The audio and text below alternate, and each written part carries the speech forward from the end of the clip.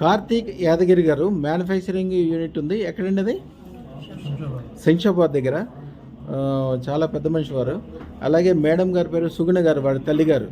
వారు స్టేట్ గవర్నమెంట్లో పెద్ద ఆఫీసర్ వారు. వారు ఎన్ని రోజుల క్రితం పెట్టుకున్నారు? వన్ డేనే అయింది. చాలా మంచి జరిగింది. ఎప్పటి నుంచో ఉన్న ఒక సమస్య ఒకటి ఎమ్మటే సెటిల్ అయిందని చెప్పడానికి సంతోషంగా వచ్చారు.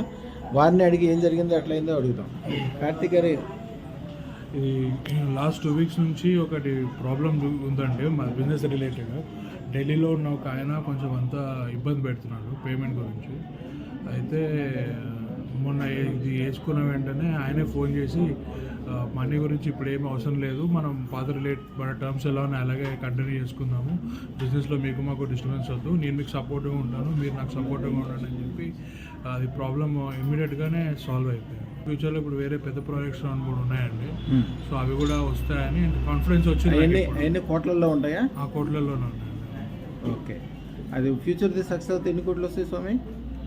నెక్స్ట్ నేను అనుకున్నది సక్సెస్ అయితే ఎగ్జాక్ట్గా చెప్పలేనండి, మినిమం అయితే ఒక 25 వరకు అయితే అనుకుంటున్నాను. 25 crores వస్తుంది గ్యారంటీగా. మీరు 25 అనుకున్నారు కదా, 250 crores కూడా సంపాదిస్తారు. మీరే వచ్చి నా దగ్గరికి వస్తారు, సంతోషంగా చెప్పడానికి వస్తారు, నాది గ్యారంటీ.